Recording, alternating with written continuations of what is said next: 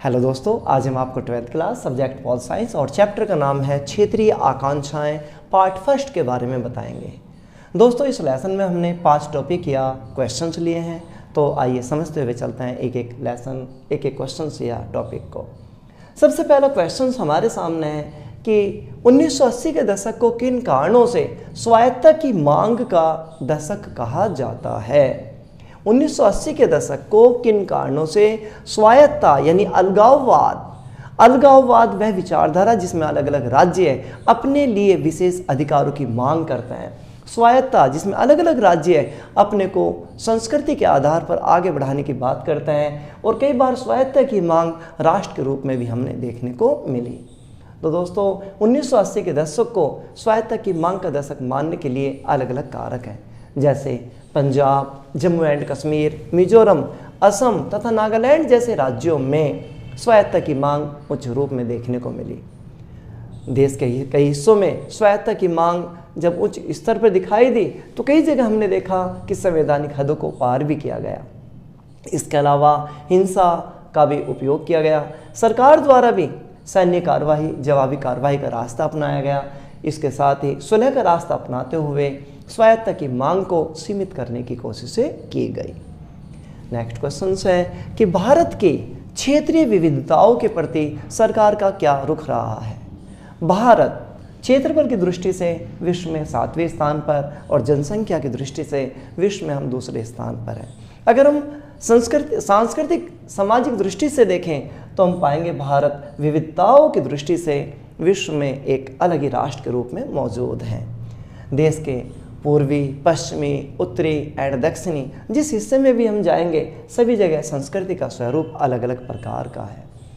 हम कह सकते हैं कि क्षेत्रीय विविधताएं हमारे यहाँ पर उच्च स्तर पर मौजूद रही हैं। तो क्षेत्रीय विविधताओं के प्रति सरकार का जो दृष्टिकोण है वह शुरू से ही सकारात्मक रहा है। उदाहरण स्वरूप क्षेत्रीय विविधताओं के लिए हमने शुरू से ही लोकतांत्रिक दृष्टिकोण अपनाया है। चाहे दक्षिणी भारतीय संस्कृति की बात करें, चाहे नॉर्थन इंडिया, चाहे पूर्वी या पश्चिमी भारत की बात करें, क्षेत्रीय विविधताएं देश के अलग अलग भागों में पहले भी मौजूद थी और आज भी मौजूद थी। तो इन सब के प्रति हमने एक लोकतांत्रिक दृष्टिकोण अपनाने का काम किया। कोई हिंसा भरा रुख सरकार की ओर से नहीं अपनाया गया। नेक्स्ट, क्षेत्रीय आकांक्षाओं को राजनीतिक अभिव्यक्ति प्रदान की गई। क्षेत्र विशेष में संस्कृति के आधार पर जो अलग अलग दल उभर कर सामने आए वे राजनीतिक अभिव्यक्ति का एक अच्छा उदाहरण है। आज हम देश के अलग अलग भागों में क्षेत्रीय दलों को एक उच्च रूप में देख सकते हैं, जैसे दक्षिणी भारत में डीएमके और अन्ना डीएमके, महाराष्ट्र शिवसेना, इसी तरह बिहार में राष्ट्रीय जनता दल यूनाइटेड, इसी तरह असम में असम गण परिषद, बंगाल में तृणमूल कांग्रेस। तो देश के अलग अलग भागों, Jammu Kashmir panthers democratic party या नेशनल कॉन्फ्रेंस। तो देश के अलग अलग भागों में क्षेत्रीय दल हमें जो दिखाई दिए वह सब दर्शाते हैं कि क्षेत्रीय आकांक्षाओं को राजनीतिक अभिव्यक्ति हमारे यहाँ पर प्राप्त है और सरकार ने उसे बढ़ावा देने का काम भी किया है। इसी तरह क्षेत्रीयता को राष्ट्र विरोधी नहीं माना गया। क्षेत्रीयता के आधार पर जो आंदोलन चले, जो मांगे उठाई गई, उन मांगों को हमने राष्ट्र विरोधी नहीं माना, बल्कि क्षेत्रीयता के आधार पर उत्पन्न होने वाली समस्याओं के समाधान की कोशिशें की गई। और उसी का परिणाम है कि समय समय पर हमने अलग अलग राज्यों का निर्माण करने की कोशिशें भी की, भाषा के आधार पर और राष्ट्रीय अखंडता को आधार बनाते हुए। जैसे सन 2000 में हमने 3 नए राज्य उत्तराखंड, छत्तीसगढ़ एंड झारखंड का निर्माण किया। नीति निर्धारण के समय क्षेत्रीयता का ध्यान रखा जाएगा। क्षेत्रीय विविधताओं के प्रति सरकार का दृष्टिकोण यह रहा कि जब भी हम राष्ट्रीय स्तर पर नीति निर्धारण करेंगे, नीति निर्धारण से संबंधित गतिविधियों को चलाएंगे, कार्यक्रमों को चलाएंगे, तो उन कार्यक्रमों नीतियों को बनाते समय क्षेत्रीयता, क्षेत्रीय संस्कृति आदि का ध्यान रखा जाएगा ताकि सभी को साथ लेकर चला जाए। तो दोस्तों, हम कह सकते हैं कि क्षेत्रीय विविधताओं के प्रति भारत सरकार का दृष्टिकोण शुरू से ही सकारात्मक रहा है। नेक्स्ट क्वेश्चन है, क्या है द्रविड़ आंदोलन। द्रविड़ आंदोलन वह आंदोलन जो दक्षिणी भारत में ए.वी. रामास्वामी के द्वारा चलाया गया, जिन्हें हम ए.वी. रामास्वामी नायकर, जिन्हें हम कभी कभी पेरियार का नाम भी देते हैं। ईवी रामास्वामी द्वारा दक्षिणी भारत में 1925 में आत्मसम्मान आंदोलन को चलाया गया ताकि समाज के जो वंचित पिछड़ा वर्ग है, दबा हुआ वर्ग, उसे आगे बढ़ाया जाए, उसे उसकी पहचान प्रोवाइड कराई जाए। इस सिचुएशंस में द्रविड़ आंदोलन उच्च स्तर पर हमें नजर आया। द्रविड़ आंदोलन के अंतर्गत द्रविड़ संस्कृति पर बल दिया गया। इसके साथ जाति प्रथा का विरोध किया गया, हिंदी भाषा का विरोध किया गया। दक्षिणी भारतीय लोगों का मानना है कि उत्तर भारत लगातार आगे बढ़ रहा है जबकि दक्षिणी भारत पिछड़ रहा है। दक्षिणी भारतीय लोगों का मानना है कि उत्तर भारत को लगभग राजनीतिक क्षेत्र में, प्रशासनिक क्षेत्र में सभी जगह प्रमुखता दी जाती है, दक्षिणी भारतीय राज्यों को नहीं दी जाती। इसी का परिणाम है द्रविड़ आंदोलन में नारा भी दिया गया, हिंदी दिन दिन बढ़ता, उत्तर दिन दिन बढ़ता जाए, दक्षिण दिन दिन बढ़ता जाए। इसके अलावा हिंदी भाषा का विरोध किया, साथ ही ब्राह्मणवाद के विरोधी थे। द्रविड़ आंदोलन जो समय के साथ साथ विस्तार करता दिखाई दिया, आगे चलकर दो पार्टियों के रूप में बटा, जिनमें से एक को हमने डीएमके द्रविड़ मुनेत्र कसगम और दूसरे को अन्ना डीएमके के नाम से पुकारा। आज के समय में द्रविड़ आंदोलन का कोई स्वरूप दक्षिणी भारत में नहीं है, बल्कि तमिलनाडु की राजनीति आज क्षेत्रवाद और राष्ट्रवाद के बीच एक बेहतर समन्वय का उदाहरण है। तो दोस्तों, हमने समझा द्रविड़ आंदोलन ईवी रामास्वामी के द्वारा दक्षिणी भारत में चलाया गया। काफ़ी उच्च स्तर पर इसका विस्तार भी हुआ, लेकिन आगे चलकर यह आंदोलन दो पार्टियों डीएमके और अन्ना डीएमके में बंट गया। इसके साथ ही आंदोलन का समापन भी हो गया। नेक्स्ट क्वेश्चन हम लेके चलते हैं, जम्मू कश्मीर समस्या और समाधान। जम्मू कश्मीर आरंभ से ही 3 राजनीतिक और सामाजिक क्षेत्रों में बटा हुआ दिखाई देता है, जिनमें से फर्स्ट को जम्मू, दूसरे को कश्मीर और तीसरे को लद्दाख का हम नाम देते हैं। 1947 में जब देश आज़ाद हुआ, उस समय जम्मू कश्मीर के महाराजा हरि सिंह थे। आज़ादी के समय देश में 565 रजवाड़े थे। अधिकतर रजवाड़े भारत में विलय के पक्ष में नहीं थे। उनमें से जम्मू कश्मीर भी एक ऐसे रजवाड़ा था जिसका मानना था कि मैं अपने आप को स्वतंत्र रखूँगा, ना भारत और ना ही पाक दोनों से अलग रहकर अपना वजूद कायम करूँगा। उस सिचुएशंस में 1948 में पाकिस्तान की ओर से कबायली घुसपैठ को जम्मू कश्मीर में संपन्न कराया गया। तुरंत महाराजा हरि सिंह ने भारत से सैन्य मदद की मांग की।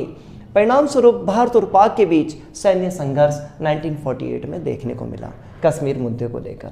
उस सिचुएशंस में 1948 में यूएनओ की मध्यस्थता से युद्ध विराम हुआ और जम्मू कश्मीर के 2 क्षेत्र हमें देखने को मिले, जिनमें से एक भारत के अधीन, दूसरा पाकिस्तानी सेना के द्वारा हड़पा गया क्षेत्र, जिसे हम POK पाकिस्तान अधिकृत कश्मीर के नाम से हम जानते हैं। 1948 में शेख अब्दुल्ला जम्मू कश्मीर के प्रधानमंत्री, आरंभ में प्रधानमंत्री नाम दिया गया था, जिसे बाद में हमने मुख्यमंत्री का नाम दिया। इसके साथ ही धारा 370 के माध्यम से जम्मू कश्मीर को विशेष राज्य का दर्जा दिया, ताकि यहाँ अलगाववाद के नाम पर जो आंदोलन चल रहे हैं उन आंदोलनों को समाप्त किया जाए। 1980 और 1990 के दशक में जम्मू कश्मीर में हिंसा और आतंकवाद का एक बड़ा भयानक स्वरूप हमने देखा। 2019 में धारा 370 का केंद्र सरकार ने समापन किया। इसके साथ ही जम्मू कश्मीर का राज्य का जो दर्जा था उसको समाप्त कर दिया। आज जम्मू कश्मीर 2 केंद्र शासित राज्यों के रूप में मौजूद है, जिनमें से जम्मू एंड कश्मीर स्वयं और दूसरा लद्दाख। तो दोस्तों, जम्मू कश्मीर समस्या और समाधान। नेक्स्ट क्वेश्चन हमारे सामने है, पंजाब में अलगाववाद और समाधान। पंजाब में 1920 में अकाली दल का निर्माण किया गया ताकि सिख संस्कृति को बढ़ावा दिया जाए, सिख संस्कृति के विस्तार के लिए प्रयास किए जाए। इस सिचुएशंस में अकाली दल के प्रमुख नेता मास्टर तारा सिंह का काफ़ी बड़ा योगदान रहा, जिन्होंने अलग सिख संस्कृति के लिए तरह तरह के प्रयास किए। 1973 में आनंदपुर साहिब सम्मेलन हुआ, जिसमें सिख राष्ट्र के लिए प्रस्ताव पास किया गया कि सिख पंजाबियत के नाम पर एक नया राष्ट्र, सिख राष्ट्र बनाया जाए। इस सिचुएशंस में पंजाब में अलग अलग स्थानों पर अलगाववादी आतंकी संगठनों का रूप हमने देखा। हम कह सकते हैं कि 1980 के दशक में पंजाब में हिंसा एक बड़े पैमाने पर देखने को मिली। उस सिचुएशंस में प्रधानमंत्री इंदिरा गांधी द्वारा जून 1984 में ऑपरेशन ब्लू स्टार को चलाया गया, जिसके तहत भारतीय सेना द्वारा सैन्य कार्रवाई की गई जिसमें स्वर्ण मंदिर को नुकसान हुआ। इसके साथ ही 59 सैनिक शहीद हुए जब 325 से अधिक लोग मारे गए। इसके साथ ही महसूस किया गया कि पंजाब में अलगाववाद यानी आतंकवाद को काफ़ी हद तक समाप्त कर दिया गया है। लेकिन समस्या अभी पूरी तरह समाप्त नहीं हुई थी। उस सिचुएशंस में 1985 का पंजाब समझौता काफ़ी महत्वपूर्ण माना जाता है। 1985 का पंजाब समझौता अकाली दल के प्रमुख नेता हरचंद सिंह लोंगोवाल और राजीव गांधी के बीच में हुआ। इस समझौते के द्वारा पंजाब में शांति व्यवस्था बनाए रखने की कोशिशें की गई। इस समझौते के प्रमुख प्रावधान चंडीगढ़ पंजाब को दिया जाएगा। पंजाब और हरियाणा के बीच सीमा विवाद को निपटाने के लिए एक आयोग बनाया जाएगा। इसी तरह रावी और व्यास के पानी को बंटवारे को लेकर एक ट्रिब्यूनल का निर्माण किया जाएगा। साथ ही उग्रवाद प्रभावित लोगों की मदद की जाएगी। तो दोस्तों, क्षेत्रीय आकांक्षाएं पार्ट फर्स्ट आपको समझ में आया होगा। धन्यवाद, शुक्रिया।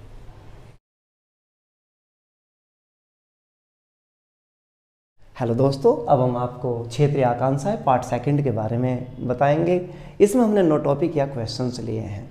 आइए दोस्तों शुरू करते हैं इस लेसन को। सबसे पहला क्वेश्चन हमारे सामने 7 बहनों का अर्थ।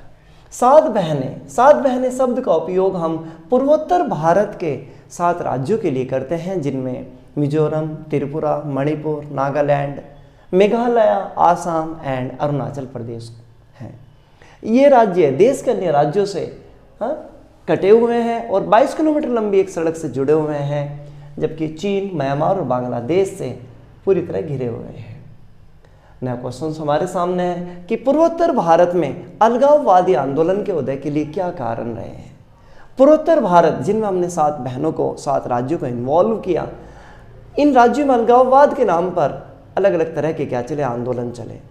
इन राज्यों में अलगाववाद के उदय के लिए सबसे बड़ा कारक आर्थिक पिछड़ापन रहा है, आधारिक संरचना की कमी रही है, इसके अलावा सांस्कृतिक विभिन्नता, साथ ही इन क्षेत्रों को की अनदेखी होना भी कहीं ना कहीं अलगाववादी आंदोलन के लिए जिम्मेदार रहा है। इसी का परिणाम था कि इन राज्यों ने राज्य स्वायत्तता की मांग उठाई और अपने क्षेत्र में आने वाले बाहरी लोगों का विरोध किया, क्योंकि यहाँ के लोगों का मानना था कि हमारे रिसोर्सेज का बाहर के लोग आकर शोषण कर रहे हैं।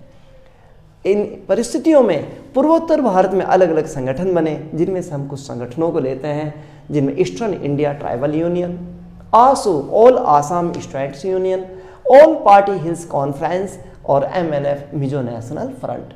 ये संगठन वो संगठन थे जो अलगाववादी विचारधारा से संबंधित थे। नेक्स्ट क्वेश्चन तो हमारे सामने है, मिजोरम में अलगाववाद। मिजोरम वह राज्य है जो पहले असम का ही एक स्वायत्त जिला था।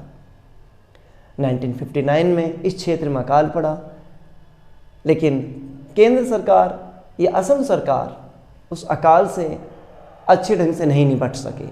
इन हालातों में मिजोरम क्षेत्र में अलगाववादी आंदोलन उच्च रूप में देखने को मिला। इन परिस्थितियों में यहाँ के प्रमुख नेता लालडेंगा सामने आए और उन्होंने MNF मिजो नेशनल फ्रंट का निर्माण किया, ताकि मिजोरम को एक अलग राष्ट्र के रूप में कायम किया जाए। इन परिस्थितियों में करीब 2 दशक तक, 20 सालों तक भारतीय सेना से MNF या लालडेंगा ने गुरिल्ला युद्ध किया, जिसमें दोनों ही पक्षों को काफ़ी नुकसान का सामना करना पड़ा। इन हालातों में 1987 में राजीव गांधी द्वारा लालडेंगा के साथ एक समझौता किया गया।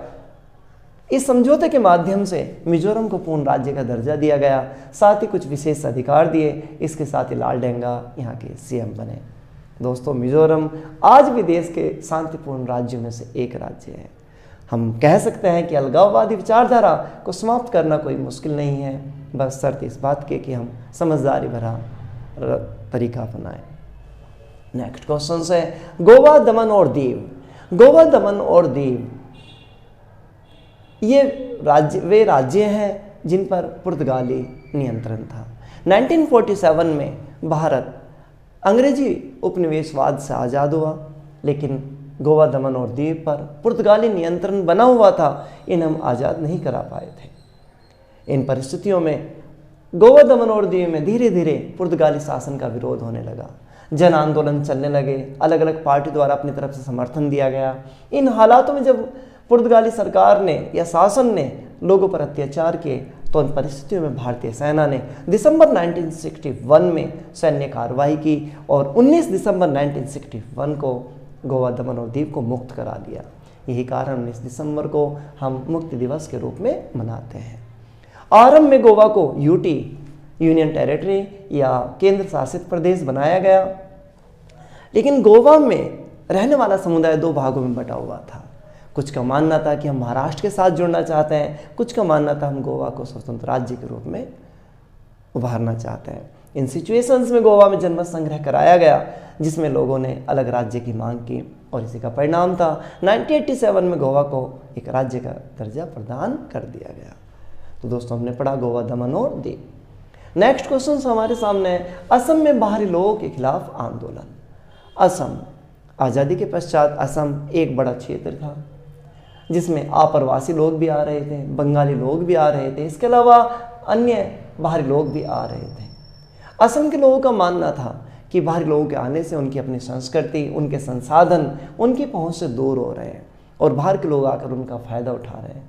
इन हालातों में असम में आसू, ऑल आसाम स्टूडेंट्स यूनियन जैसा संगठन देखने को मिला, जिसने 1979 से 1985 के बीच बाहरी लोगों पर आक्रमण किए, हिंसा का उपयोग किया, उग्रवादी गतिविधियों को संपन्न किया। इन हालातों में प्रधानमंत्री राजीव गांधी द्वारा आसू संगठन के साथ 1985 में समझौता किया, जिसे हम असम समझौते के नाम से जानते हैं। इस समझौते के द्वारा निर्णय लिया गया कि असमी संस्कृति की रक्षा के लिए प्रयास किए जाएंगे और 1951 के बाद जो लोग आए हैं, विशेष रूप से 1971 के बाद, उन्हें असम से बाहर भेजा जाएगा। नेक्स्ट क्वेश्चन हमारे सामने है, सिक्किम का भारत में विलय। 1947 में सिक्किम भारत का एक हिस्सा था।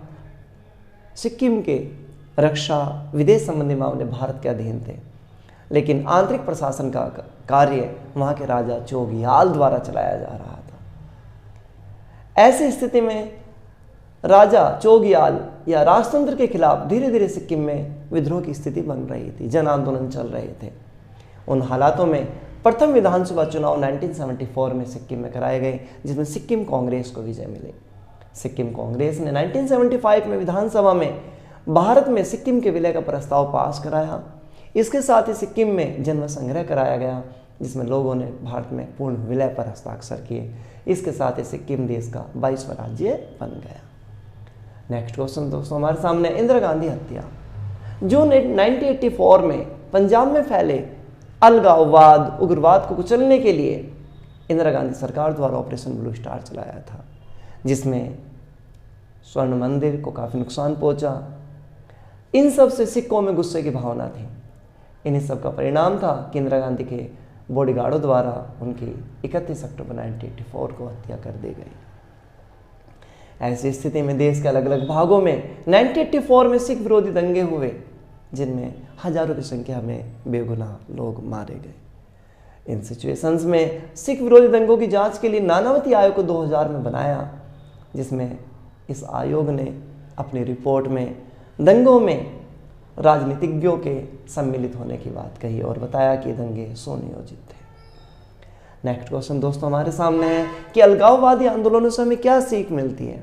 अलगाववादी आंदोलन जो हमने देश के अलग अलग भागों में देखे, जम्मू कश्मीर, मिजोरम, आसाम, इसके अलावा सिक्किम और अन्य भागों में भी अलगाववादी आंदोलन चले दक्षिणी भारत। उन आंदोलनों को समाप्त करने के लिए हमने प्रयास भी किए। कुछ जगह हमने बल का यूज़ किया तो कुछ जगह हमने कूटनीति का यूज़ किया, लेकिन देखा जाए तो कूटनीति का रास्ता ज़्यादा श्रेष्ठ रहा। तो अलगाववादी आंदोलनों से हमें सीख क्या मिली कि क्षेत्रीय आकांक्षाएं, क्षेत्र के नाम पर जो आकांक्षाएं, उम्मीदें बढ़ रही हैं, ये उम्मीदें लोकतांत्रिक राजनीति का ही एक हिस्सा है। नेक्स्ट, क्षेत्रीय आकांक्षाओं का समाधान बल प्रयोग नहीं है, सैन्य संघर्ष नहीं है, सैन्य उपयोग नहीं है, बल्कि क्षेत्रीय आकांक्षाओं का समाधान बातचीत है। जैसे कि हमने मिजोरम, आसाम, पंजाब जैसे राज्यों में देखा, अलगाववाद को कुचलने के लिए समझौते किए, समस्याओं का काफ़ी हद तक समापन हो गया। नेक्स्ट, अलगाववादी आंदोलन से नेक्स्ट सीख ये मिली कि सत्ता की साझेदारी को अपनाया जाए। अगर हम सत्ता की साझेदारी, राजनीति में सभी को भाग लेने का अवसर प्रदान करना, सभी धर्मों, जातियों, भाषाओं, कल्चर, सभी के लोगों की अगर सत्ता में साझेदारी होती है तो अलगाववादी आंदोलन अपना आप समाप्त हो जाएंगे। नेक्स्ट, आर्थिक समानता का होना बहुत जरूरी है। अगर एक क्षेत्र विशेष में आर्थिक विषमता फैलती है, असमानता फैलती है, तो ऐसी स्थिति में वहाँ अलगाववादी विचारधारा को भरने का डर बना रहता है। तो जरूरत इस चीज़ की है कि हम आर्थिक समानता को कायम करें। नेक्स्ट, राजीव गांधी, देश के युवा प्रधानमंत्री। 1984 में इंदिरा गांधी की हत्या के बाद राजीव गांधी प्रधानमंत्री पद पर बैठे। 1984 से 1989 तक प्रधानमंत्री पद पर है। इस छोटे से कार्यकाल में उन्होंने काफ़ी सराहनीय कार्य किए, जैसे मुक्त बाजार अर्थव्यवस्था का समर्थन किया, देश में कंप्यूटर को लाने का श्रेय राजीव गांधी को है, देश का युवा प्रधानमंत्री, पंचायत राज के क्रियान्वयन में राजीव गांधी का एक प्रमुख रोल रहा। तो दोस्तों, क्षेत्रीय आकांक्षाएं लेसन आपको समझ में आया होगा। धन्यवाद।